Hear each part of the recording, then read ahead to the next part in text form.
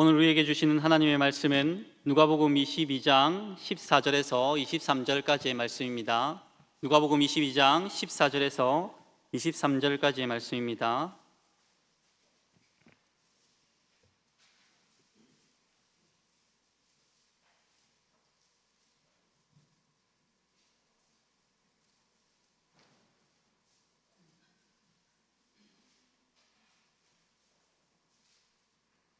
말씀을 교독하도록 하겠습니다. 때가 이르매 예수께서 사도들과 함께 앉으사 이르시되 내가 고난을 받기 전에 너희와 함께 유월절을 먹기를 원하고 내가 너희에게 이르노니 유월절이 하나님의 나라에서 이루기까지 다시 먹지 아니하리라 하시고 이에 은을 받으사 감사기도 하시고 이르시되 이것을 갖다가 너희끼리 나누라.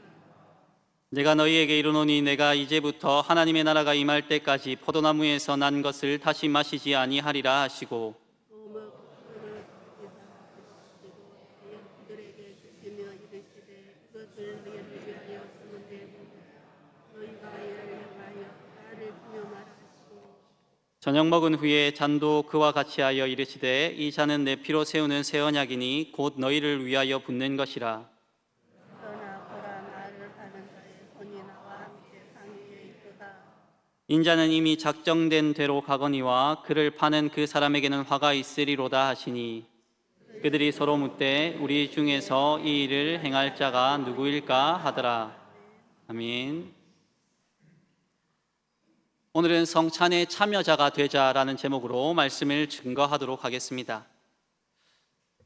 오늘날 한국교회에서는 고난주간이 되면 예수님이 십자가에 달려 고난당하신 것을 다양한 형태로 묵상합니다. 그런 의미에서 우리 교회도 다음 주간을 고난주간 특별 새벽기도 기간으로 정하고 이를 지키고 있는데요. 여러분 모두 주님의 고난을 되새기는 그런 마음으로 다음 주에 있을 고난주간 특별 새벽기도에 다 같이 참석하시길 소망합니다. 오늘은 성찬의 참여자가 되자라는 제목으로 여러분과 함께 말씀을 나누려고 합니다. 예수님께서는 유월절을 하루 앞둔 전날 밤에 제자들과 함께 떡과 포도주를 나누면서 최후의 만찬을 거행하였습니다.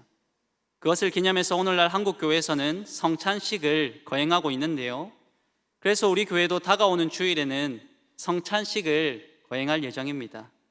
이러한 성찬 예식은 주님이 잡히시기 전날 밤 제자들과 함께 나눴던 최후의 만찬에서 유래하고 있습니다. 그래서 이러한 성찬 예식은 초대교회 때부터 아주 중요한 의미를 가지고 오늘날 교회에서도 거행되고 있는데요. 그렇다면 오늘날 우리가 성찬식을 거행할 때 어떤 마음을 품고 성찬 예식에 참여해야 되는지 오늘 본문 말씀을 통해서 다 같이 한번 살펴보도록 하겠습니다. 첫째로 우리는 성찬을 기대하는 마음으로 참여해야 합니다.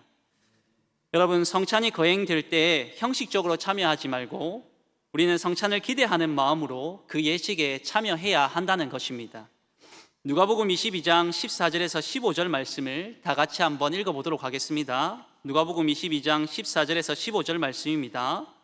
시작. 때가 이르매 예수께서 사도들과 함께 앉으사 이르시되 내가 고난을 받기 전에 너희와 함께 이 유월절 먹기를 원하고 원하였노라. 아멘.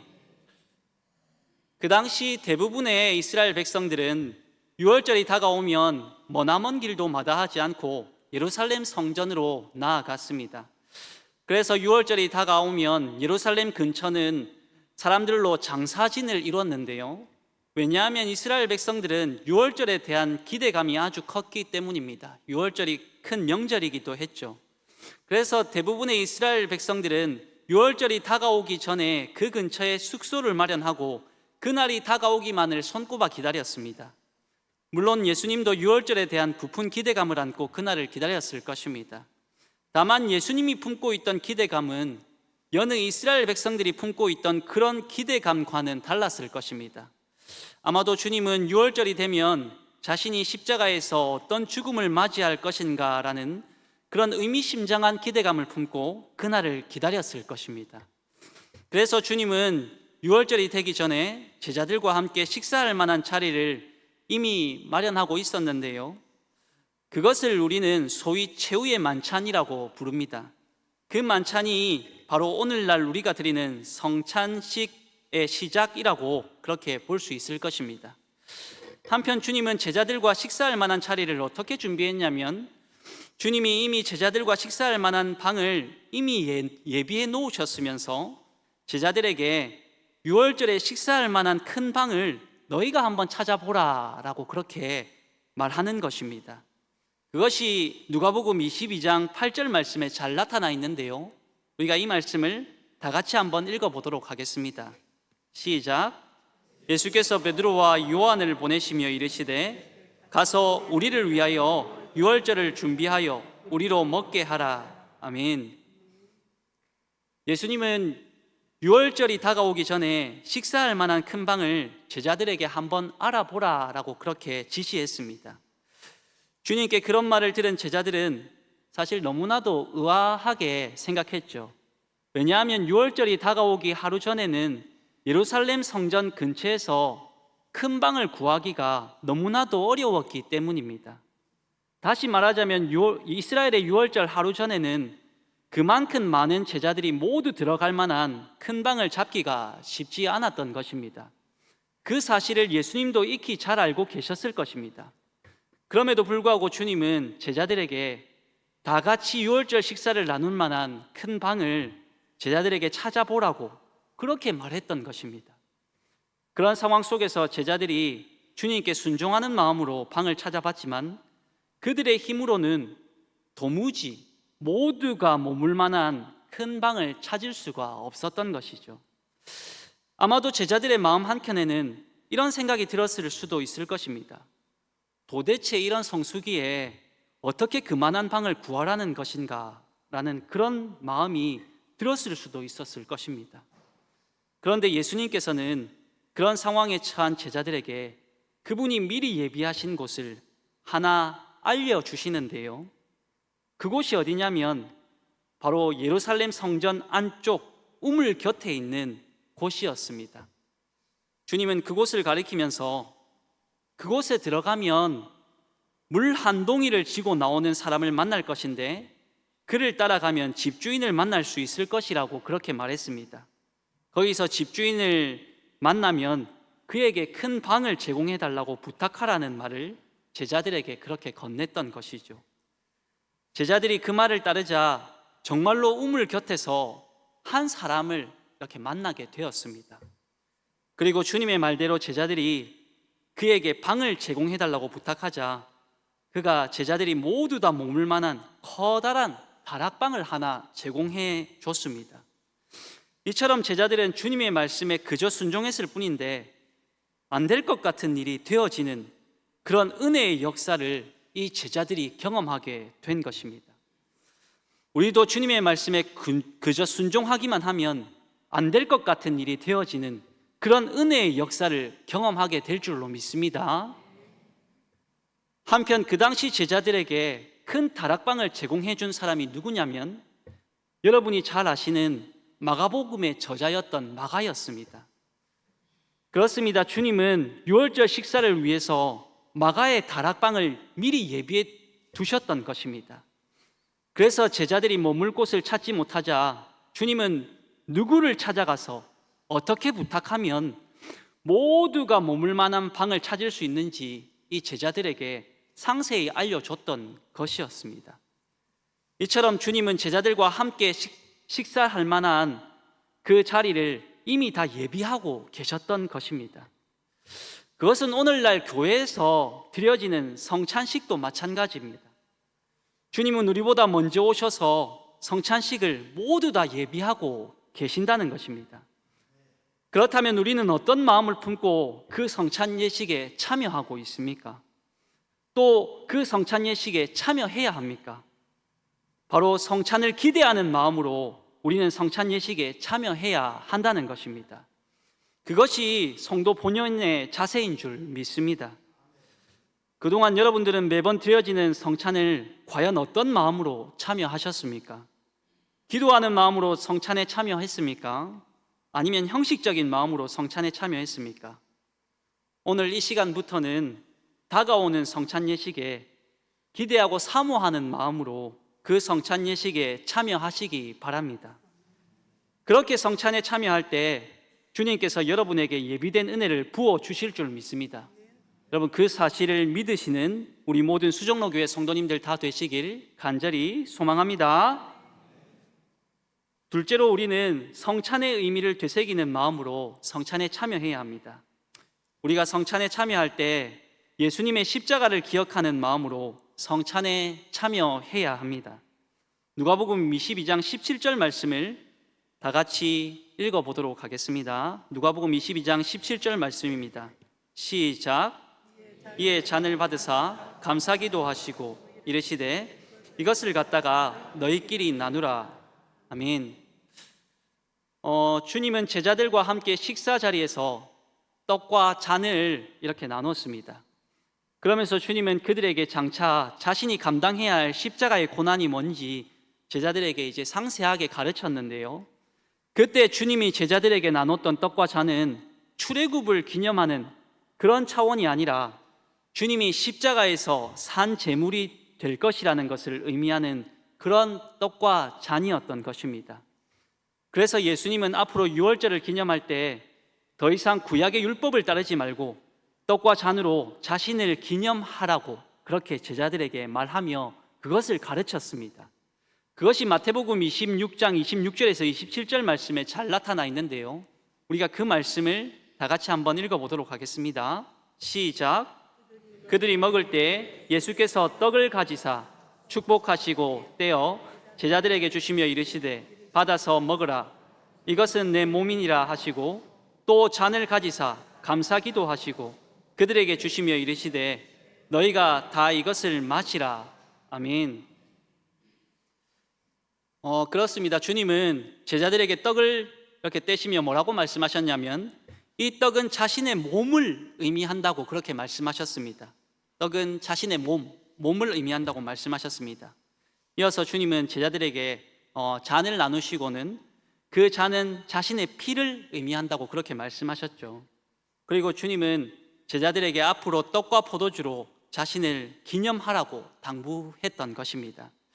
그것이 오늘날 우리가 거행하는 성찬 예식입니다. 그렇다면 오늘날 우리가 거행하는 성찬식은 어떻게 또 정립되었는지 한번 살펴보도록 하겠습니다. 초기의 성찬식은 그저 떡과 포도주를 나누는 그런 예식에 불과했는데요. 그러다가 가톨릭의 사제를 통해서 성찬 예식이 이제 거행되게 됩니다. 그런데 가톨릭의 사제들은 주님의 몸으로 상징되는 떡을 성도들에게는 나눠줬지만 주님의 피로 상징되는 포도주는 성도들에게 나눠주지 않고 사제들만 나누어서 마셨습니다. 이에 대해 종교개혁이 일어나면서 종교개혁자들은 뭐라고 주장했냐면 모든 성도들에게 성찬이 동등하게 다 돌아가야 된다고 그렇게 주장하면서 그때부터 성찬에 대한 불붙는 논쟁이 일어나게 됩니다. 무엇보다 가장 뜨거웠던 논쟁 중에 하나가 뭐냐면 바로 성찬식을 거행할 때 하나님이 성도에게 어떻게 역사하시는지 그 해석이 종교개혁자들마다 다 달랐는데요. 그 중에 이제 종교개혁의 빌미를 제공했던 가톨릭의 입장이 뭐였냐면 이 사제들이 성찬식을 거행할 때 그들에게 나눠주는 떡과 잔은 그 외형은 변하지 않지만 사제들이 먹는 떡과 잔은 먹는 그 즉시 몸속에서 그리스도의 살과 피로 그렇게 변한다고 주장했습니다. 그 주장이 바로 가톨릭에서 주장했던 화채설입니다. 다시 말하자면 떡과 포도주를 먹고 마시는 그 즉시 이 몸 안에서 그리스도의 살과 피로 변한다고 그렇게 말했던 것입니다. 그렇게 주장했던 것입니다. 여러분 이해하시겠습니까? 이 포도주와 그 떡과 그 포도주가 먹는 즉시 그리스도의 살과 피로 변한다고 주장했던 것입니다. 이러한 주장은 우리 보수교단에서는 받아들여지지 않습니다. 이것이 가톨릭의 입장이었습니다. 한편 종교개혁에 불씨를 지폈던 루터라고 있었는데 루터는 성찬에 대해서 뭐라고 주장했냐면 공제설을 주장했는데요. 그 당시 루터가 주장했던 공제설은 뭘 의미하냐면 성찬식 때 나눠 먹는 떡과 포도주에 대해서 예수 그리스도가 실제적으로 그 떡과 포도주에 임한다고 주장했습니다. 다시 말하자면 떡과 포도주가 예수 그리스도의 살과 피 그 자체라는 것입니다. 성찬에 대해서 과하게 그 의미를 부여했던 것이죠. 그것이 루터가 주장했던 공제설입니다. 떡과 포도주 그 자체가 예수 그리스도의 살과 피 그 자체라는 것입니다. 즉 성찬식 때 그리스도의 살과 피를 우리가 직접 먹고 마신다는 것이죠. 이러한 주장도 우리 개혁주의를 표방하는 고신교단에서는 받아들여지지 않습니다. 이어서 종교개혁을 이끌었던 또 한 명의 인물이 있었는데 그가 바로 칼빈입니다. 칼빈은 성찬에 대해서 어떤 입장을 취했냐면 바로 영적 임재설이라는 입장을 취했는데요, 그것이 뭐냐면 성찬이 거행될 때 주님의 몸은 비록 하나님 보좌 우편에 있지만 우리가 나누는 떡과 잔에 영으로 임하셔서 우리가 거행하는 성찬식에 영으로 역사한다고 주장했습니다. 그것이 바로 칼빈이 주장했던 영적 임재설입니다. 그래서 대부분의 한국 교회는 성찬식 때 칼빈이 주장했던 그 영적 임재설을 받아들이고 있습니다. 즉 우리가 성찬을 거행할 때 하나님 보좌 우편에서 성령 하나님이 이 가운데 역사하신다는 것이죠. 영으로 역사하신다는 것이죠. 그래서 대부분의 한국 교회는 성찬식 때 칼빈이 주장했던 이 영적 임재설을 받아들이고 있다는 것입니다. 그래서 우리는 성찬식을 거행할 때 무엇을 기억해야 하냐면 주님께서 우리가 준비한 성찬 예식에 영으로 임한다는 그 사실을 꼭 기억해야 할 것입니다. 그 사실을 믿는다면 앞으로 우리 교회에서 거행될 성찬 예식은 그저 형식적인 예식이 아니라 주님과 연합하는 영적 교제의 장이 될 것입니다. 그런 마음을 품고 여러분들이 성찬 예식에 참여하게 된다면 2000년 전 우리의 죄를 위해서 십자가에서 죽임당하신 주님을 성찬 예식을 통해서 만날 수 있는 그런 장이 될 것입니다. 그런 의미를 되새기며 성찬에 참여하시는 우리 모든 성도님들 다 되시길 간절히 소망합니다. 셋째로 우리는 예수 그리스도의 이름으로 성찬에 참여해야 합니다. 그렇습니다. 우리는 예수 그리스도의 이름으로 성찬에 참여해야 합니다. 누가복음 22장 19절에서 20절 말씀을 우리가 다 같이 한번 읽어보도록 하겠습니다. 시작. 또 떡을 가져 감사기도 하시고 떼어 그들에게 주시며 이르시되 이것은 너희를 위하여 주는 내 몸이라. 너희가 이를 행하여 나를 기념하라 하시고 저녁 먹은 후에 잔도 그와 같이 하여 이르시되 이 잔은 내 피로 세우는 새 언약이니 곧 너희를 위하여 붓는 것이라. 아멘. 예수님은 제자들과 함께 식사를 나누면서 그들에게 새로운 언약에 관한 말씀을 나눴습니다. 그 언약이 무엇입니까? 그것은 바로 구약의 율법에 따라 더 이상 짐승의 피로 제사를 드리지 않아도 된다는 그런 어떤 말씀이었습니다. 왜냐하면 주님이 우리의 죄를 위해서 십자가에 달려 죽어주셨기 때문입니다. 그로 인해 예수님을 믿기만 하면 누구든지 하나님 나라에 들어갈 수 있다는 그 사실에 대한 것을 이제 말씀하시기 시작했습니다. 그것이 신약 시대를 살아가는 우리에게 허락된 새로운 언약인 것이죠. 그것은 뭘 의미하냐면 누구든지 예수 그리스도를 믿음으로 고백한다면 하나님 나라의 거룩한 백성이 될 수 있다는 것을 의미했습니다. 그것은 우리에게 허락된 복된 소식인 것입니다. 그렇다면 하나님의 백성된 우리가 성찬 예식을 준비하면서 품어야 할 마음가짐은 무엇일까요? 그것은 바로 하나님의 거룩한 식탁을 주님 다시 오시는 그날까지 거행해야 한다는 것입니다. 또한 참여해야 된다는 것이죠. 그것이 누가복음 22장 16절 말씀에 잘 나타나 있습니다. 우리가 그 말씀을 다 같이 한번 읽어보도록 하겠습니다. 시작. 내가 너희에게 이르노니 이 유월절이 하나님 나라에서 이루기까지 다시 먹지 아니하리라. 아멘. 주님께서는 하나님 나라가 이 땅에 임하는 그날까지 교회에서는 성찬 예식을 끝까지 거행하겠다고 그렇게 말씀하고 있습니다. 다시 말하자면 예수님은 마지막 날까지 그것을 성찬 예식을 거행하겠다고 그렇게 말씀하고 있는 것이죠. 오늘날 성찬 예식은 초대교회뿐만 아니라 예루살렘과 온 유대와 사마리아와 땅끝까지 이르러 복음이 증거되는 그날까지 모든 교회에서 다 거행되고 있습니다. 그리고 누구든지 하나님의 백성이라고 고백한다면 모두 다 그 거룩한 성찬 예식에 참여해야 할 의무가 있는 것이죠. 단 한 가지 조건이 있다면 그것은 바로 교회의 정식 교인으로 인정된 세례 교인만이 성찬 예식에 참여할 수 있다는 것입니다. 이러한 성찬 예식을 통해서 우리는 누구를 만날 수 있습니까? 바로 하나님을 만날 수가 있습니다. 왜냐하면 성찬은 엄밀한 의미에서 주님을 만나는 영적 만찬의 자리며 영적 교제의 자리이기 때문입니다. 그러므로 우리는 이러한 성찬 예식이 교회 안에서 이루어지는 것을 기뻐해야 할 것입니다. 그래서 이런 거룩한 예식에 기대하는 마음으로 우리는 참여해야 할 것이며 또 우리는 그 거룩한 성찬 예식에 기쁨으로 나아가야 할 것입니다.